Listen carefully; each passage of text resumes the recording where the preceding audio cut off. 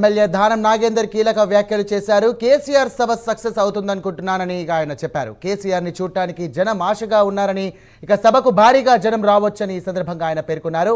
ఇక స్మితా సబర్వాల్ రీట్వీట్ కు తప్పేమీ లేదని ఆయన స్పష్టం చేశారు. ఇక స్మితా సబర్వాల్ వాస్తవాన్ని రీట్వీట్ చేశారని, ప్రభుత్వాన్ని ఉద్దేశించి చేసినట్టు లేదని ఈ సందర్భంగా ఆయన పేర్కొన్నారు. రైట్, దీనికి సంబంధించి మరిన్ని డీటెయిల్స్ మా కరెస్పాండెంట్ అజీం అందిస్తారు. అజీం, చెప్పండి. దానం నాగేందర్ అయితే ఒక విధంగా కీలకమైనటువంటి కామెంట్స్ చేస్తున్నారని చెప్పుకోవచ్చు. ఎందుకంటే ఆయన కాంగ్రెస్ పార్టీలో ఉన్నప్పటికీ కూడా బీఆర్ఎస్ పార్టీకి సంబంధించి కూడా, సభకు సంబంధించి కూడా ఇలాంటి వ్యాఖ్యలు చేయడం రాజకీయంగా దుమారం లేపుతుంది అనుకోవచ్చు. ఖచ్చితంగా పంచగచ్చిబౌలి భూమి విషయంలో, అలాగే ఈ నెల 27న BRS plenary సమావేశంపై Danam Nagender hot comments చేశారు. ఏదైతే కంచె గచ్చిబౌలి భూమికి సంబంధించిన విషయంలో అయితే సీనియర్ ఐఏఎస్ అధికారి స్మితా సబర్వాల్ ఎక్స్ వేదికగా చేసినటువంటి రీట్వీట్ ఏదైతే ఉందో, ఆ రీట్వీట్ ఏదైతే సరైందే అని చెప్పి ఆమె ఉద్దేశపూర్వకంగా ప్రభుత్వం చేసిందని భావించడం లేదని కూడా ఏదైతే దానం నాగేందర్ మాట్లాడడం కూడా జరిగింది. ప్రభుత్వంపై ఉద్దేశపూర్వకంగా చేసింది కాదు, హిమాయత్ కేవలం ఏదైతే అక్కడ ఉన్నటువంటి పరిస్థితిని దృష్టి ఉంచుకొని ఆమె చేసినటువంటి కామెంట్ గా కూడా భావించవచ్చు అని చెప్పి కూడా ఏదైతే దానం నాగేందర్ నిన్న జరిగినటువంటి కార్యక్రమంలో ఏదైతే మాట్లాడుతూ కూడా ఏదైతే దానం నాగేందర్ సంచలన వ్యాఖ్యలు చేశారు. నిన్న హిమాయత్ నగర్ సంబంధించినటువంటి కార్పొరేటర్ నిర్వహించిన ఒక కార్యక్రమంలో ఏదైతే మాట్లాడుతూ ఇలాంటి కామెంట్స్ కూడా చేశారు. అయితే ఈ విషయంపై ఇప్పటికే పంచగచ్చిబౌలికి సంబంధించినటువంటి భూముల విషయంపై ఇప్పటికే సుప్రీంకోర్టు కూడా శాంతికుమారి సిఎస్ అయిందని, సిఎస్ గా ఆమె చాలా మంచి పేరు ఉంది, కానీ ఈ విషయంతో చెడ్డ పేరు కూడా వచ్చిందని, అలాగే ఏదైతే స్మితా సబర్వాల్కి కూడా చాలా మంచి పేరు ఉంది, కానీ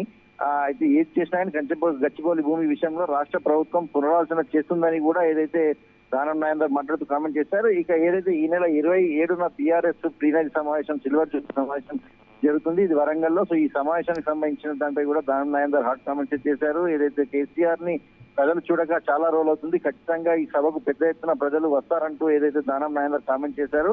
అభివృద్ధి, పారిశుద్ధ్యం లాంటి అంశాలకు సౌకర్యం కల్పిస్తే అనే విషయంపై కూడా ఏదైతే అంటే చాలా కీలకంగా దానం నాగేందర్ చేసినటువంటి కామెంట్స్ రాజకీయంగా కూడా ఒక చర్చనీయాంశంగా మారని చెప్పుకోవచ్చు. దానం నాగేందర్ బీఆర్ఎస్ పార్టీ వీటి కాంగ్రెస్ పార్టీలోకి వచ్చారు. ప్రస్తుతం కాంగ్రెస్ పార్టీలో కొనసాగుతున్నప్పటికీ కూడా ఏదైతే కంచె గచ్చిబౌలి విషయం ప్రభుత్వం చాలా ప్రతిష్టాత్మకంగా తీసుకుంది, భూములు ప్రభుత్వం అని చెప్పుకుంటూ వస్తుంది, అక్కడ ఎలాంటి సంఘటనలు కూడా చోటు చేసుకోవాలని చెప్పుకుంటూ వస్తుంది. సో ఈ నేపథ్యంలో దానం నాగేందర్ కంచె గచ్చిబౌలి భూముల విషయంలో కావచ్చు, అలాగే ఇటు బీఆర్ఎస్ సంబంధించినటువంటి సిల్వర్ జూబ్లీ సమావేశంపై కావచ్చు చేసినటువంటి కామెంట్స్ చూస్తే దానం నాగేందర్ ఏదైతే కాంగ్రెస్ ప్రభుత్వంపై కావచ్చు, కాంగ్రెస్ తీరుపై కొంత అసంతృప్తిగా ఉన్నట్టు చాలా స్పష్టంగా కనిపిస్తుంది. గతంలో కూడా దానం నాగేందర్ హైడ్రా విషయంలో కూడా ఇలాంటి కామెంట్స్ చేశారు, అప్పుడు కూడా ఇది సంచలనంగా మారింది. సో దానం నాగేందర్ ప్రస్తుతం కాంగ్రెస్ పై కొంత అల్పంగా ఉన్న వార్తలు వినిపిస్తున్న నేపథ్యంలో ఈ కామెంట్స్ కూడా మరింత బలాన్ని కూడా చేకూర్చాయని కూడా మనం చెప్పుకొచ్చారు. కాదు అజయ్, అయితే ఒకనొక సందర్భంలో శాసనసభలో కూడా కొంచెం సహనం కోల్పోయి కూడా ఆయన మాట్లాడాడు. ఒకప్పుడు కూర్చోండి, మీకు తెలియదు చేయదు, మీరు అభివృద్ధి చేయలేరనే టైప్లో కూడా బీఆర్ఎస్ పార్టీ నాయకులపైన శాసనసభలో తీవ్ర స్థాయిలో ఆగ్రహం వ్యక్తం చేశారు. కానీ ఇప్పుడు ఇంత నిర్మోహమాటంగా, అలాగే అఫీషియల్గా ఆయన కేసీఆర్ సభ సక్సెస్ అవుతుందని అనుకుంటున్నాను, స్మితా సబర్వాల్ రీట్వీట్ చేయడం తప్పేమీ లేదు అని చెప్పేసి ఆయన చెప్పడం ఏ విధంగా చూడొచ్చు? అంటే మీరు అన్నట్టుగా ఆయనకు సరైన స్థానం లభించలేదు అని అనుకోవచ్చా?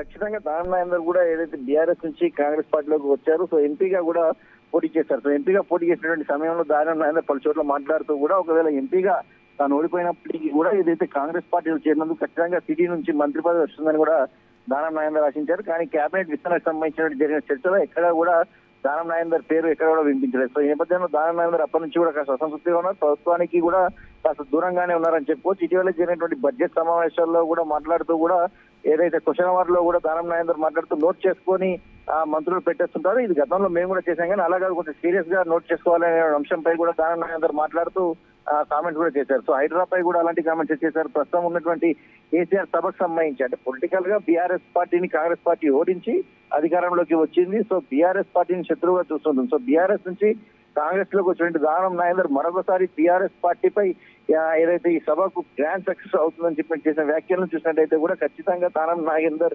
కాస్త పార్టీపై ఏదైతే దూరంగా ఉన్నారో అలాగే అడిగినట్టు కూడా కనిపిస్తుంది. ప్రభుత్వంలో సరైన ప్రాధాన్యత లేదని భావనలోనే ఇలాంటి కామెంట్ చేసినట్టు కూడా రాజకీయ వర్గాల్లో చర్చ జరుగుతుంది. సార్